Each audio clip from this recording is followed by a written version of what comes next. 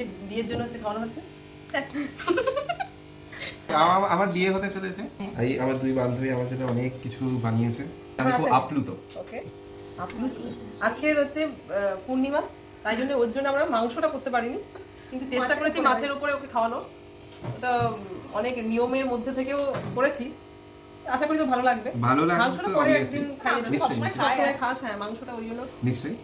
তো আমার এই দুই বান্ধবী আমার জন্য এত সুন্দর সুন্দর পদ বানিয়েছে, ঠিক আছে। আজকে পূর্ণিমা বলে ওরা আজকে আমার জন্য চিকেন বানায়নি, কিন্তু মাছের এতগুলো আইটেম বানিয়েছে যে আমার পক্ষে খাওয়া চাপ আছে, কিন্তু আমি তাও I will try my best. Okay, আর তোমরা কি কি বানিয়েছো একটু বলো আজকে। Over to them.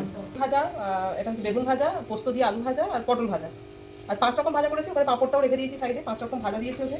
এখানে পোস্ত আছে, মুগ ডাল আছে, চিংড়ি মাছ মালাইকারি আছে, আর ভেটকি মাছ, ভেটকি বাহারি আছে, এটা কাতলা কোরমা আছে, আর চাটনি, টমেটোর চাটনি, আর এদিকে